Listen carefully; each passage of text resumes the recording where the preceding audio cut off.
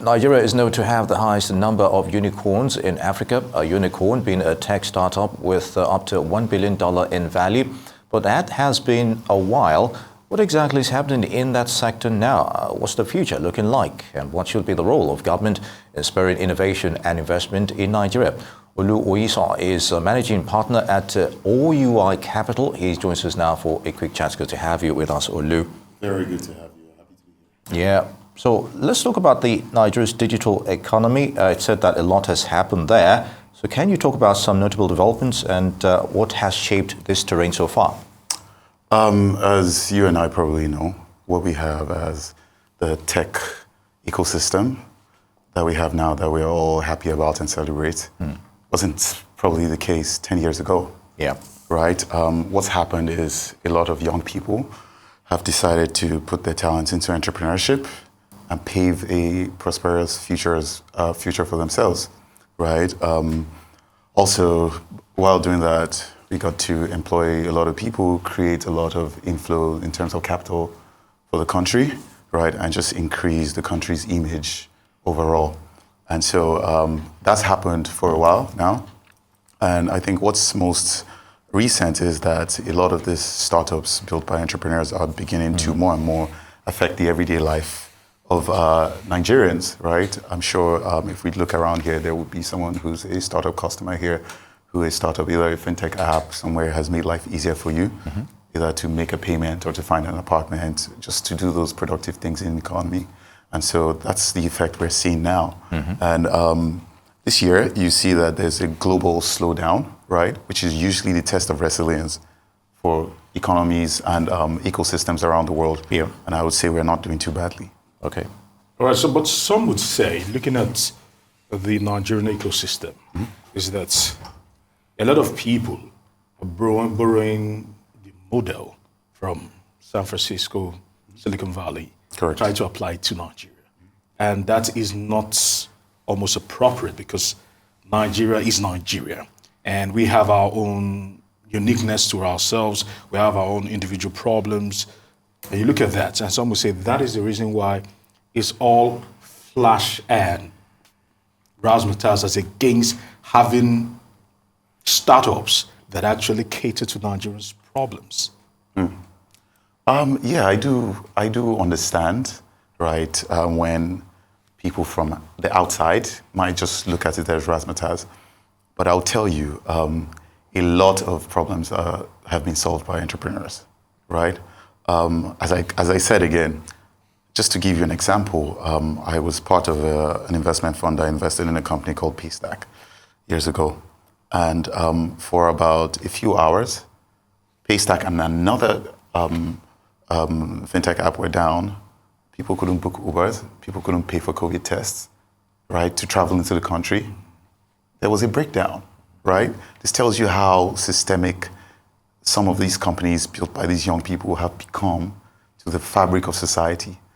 And as a follow-on to that, there's that one, and there's the one where you say that the model has been imported, hook, line, and sinker, without being customized.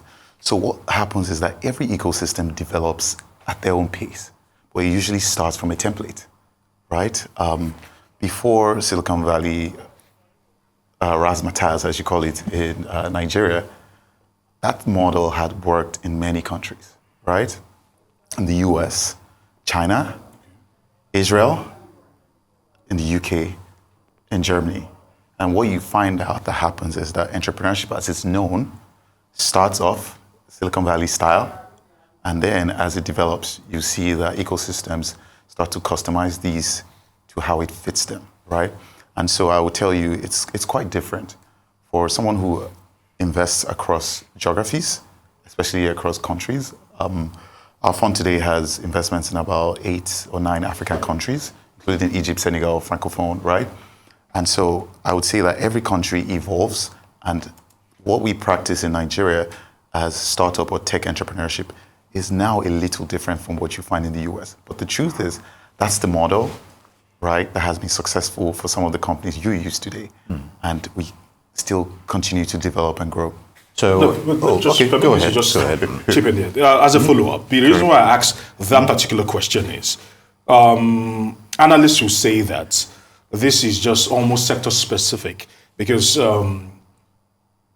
they champion the successful fintechs to say that startups is coming of age in Nigeria.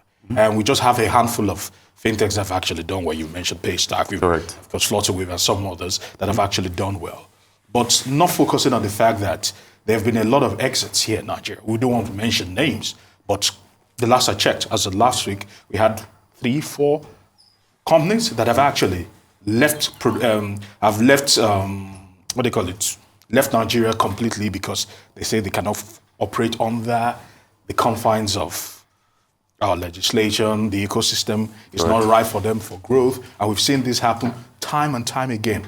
Over the years, OLX, we could go on and on. The number of companies that are actually leaving because the ecosystem or probably the model is not suited for the Nigerian people. Fintech probably maybe might just be one of those exceptions to the rule. But we're seeing quite a lot of them start up and not getting the success we've actually seen maybe with Paystack and also Flutterwave. So that's an interesting point. First of all, when we at the stage where we back companies or the stage where companies come, there's a higher failure rate. Okay. Let's put that there first, right? Anywhere in the world, there's a high failure rate. But the second thing is that yes, some models are not a good fit for Nigeria, right? Okay. Either because of buying behavior, right? Either because of policy, either because of just the economic terrain or laws, right? And what you've seen with most countries that have really enjoyed the fruit of their entrepreneurs is that they've taken empowering entrepreneurs as a job, as a task, right? As a project. In the US, you see what we call the Jobs Act, right? And that act was basically to say, let's jumpstart our small businesses, right? And is the Job Act that was actually the spurring moment for these startups. You see, they defined startup as a startup, created frameworks for which venture capital works under, created some ways that they access licenses because they understand the nature of how entrepreneurship works. Entrepreneurship is rough around the edges, right? And so when you have a policy system that's not built to accommodate things that are rough around the edges, you will keep seeing a higher rate of failure, right? Uber, which you and I probably use, which is now a moral in the fiber of society, Uber's beginning model was do it and ask for permission later. Don't ask for permission, ask for forgiveness, right? And this is how companies evolve. You know how many times there were riots, protests, different cities, even in San Francisco there, when Uber was trying to perfect the model. If the government wasn't very alert to the fact that something is being born here, right? We would have said, they can't operate within our ecosystem and we'll shelve it. And today, you and I will not have Uber. We have a government that was able to walk around it to thank for what we enjoy today. And we also need to do the same, not just for ourselves, but for the countries around us, because we have to take leadership position around the continent. For example, our fund, predominantly based in Nigeria, but a lot of companies across Africa depend on us, reach out to us to fund those businesses because we're learning from here. And remember, even the fintechs that we talk about today didn't have it easy. Yeah. They fought them tooth and nail. Okay. You can't do this. You need this level of KYC. You need to visit the customer's house. Those kind of things. And, we just kept, as an ecosystem, kept pushing, and that's the kind of progress we're seeing today. All right, Olu, if I may come in here. You obviously talked about the homegrown solutions to all the ecosystem, digital ecosystem, as it were. So still within the policy system you were talking about, government's role in spurring innovation and investment, is it about creating the enabling environment, in terms of legislation, in terms of giving you that, you talked about the rough edges and all that. So how do they come in here? So I'll say there are 3 levels, right? The 3 levels. There's one where government is just stifling innovation, right? Stifling innovation, that's the base level, and that's the worst case scenario, right? Where companies are actually being fought against the government. There's another one where government stays out of the company's way, right? Just creates the policy and leaves it there. If you are entrepreneurial enough, you want to build something that will benefit the ecosystem or the people, go ahead and do it. And there's a third level where government actually supports, right? In the countries who have done very well, they're on the third level or somewhere between the second and the third, right? A lot of good things have happened, right? The startup bill that we saw, some additions to CAMA, CAMA that hasn't been updated in 30 years, some additions to CAMA now that allow things like a limited liability partnership. This is how private equity and venture capital funds are structured. And up till just 2 years ago, we didn't have that structure in CAMA. So how are we going to grow? Why are companies not going to go to Mauritius and Delaware to set up where the governments have actually thought about it ahead? So now we have that in CAMA, right? We also have some things that kind of build a framework around what a startup is, right? And you have, of course, the startup bill, which we in the ecosystem, we're part and parcel of creating. So things are changing. I would say we're going towards that number 2, where government is not a force against entrepreneurship. But that's where we are today, and I guess stage 3 is the goal. Right, briefly before we go, let's talk about investment now in Nigeria. Investors have always been criticized for going for the flashy startups that look promising as against those ones that actually do solve a problem but will take time to grow. Investors have always been criticized for trying to look for the easiest exits and looking for flashy startups, and most of the time have had their hands burnt and they've sunk their money into big dreams that ultimately become pipe dreams. How do we balance it? That because some people, their jobs are crafting a startup that would entice the investors with the thought and with the intention of probably raising money. Yes, raising money just for the sake of raising money, and at the end of the day, nothing comes out of it.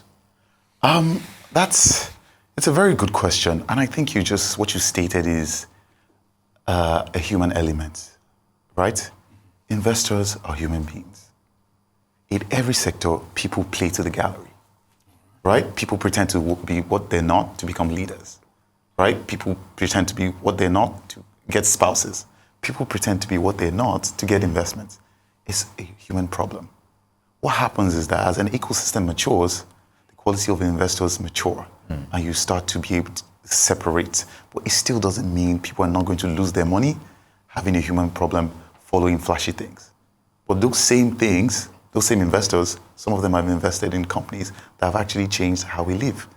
And when you talk about flashy things, this is how it's one of the criticisms of investors. If I came to you 10 years ago and told you I'm building an app that will allow a stranger to come and sleep in your spare room, right? Someone you don't know, you've never met, who's not vetted, he will sleep in your spare room overnight with you and your family, and he will leave in the morning. You walk me out and say, you're crazy, right? But someone listened to that and invested in that idea. That's why you have Airbnb today, right? And so entrepreneurship is about dreaming the crazy. Dreaming the crazy. All right, Oyinsan, Managing Partner, OUI Capital. I would like to thank you for your thoughts on those issues and, of course, for coming to Newsday. Thank you very much. Have a nice day. It was a pleasure.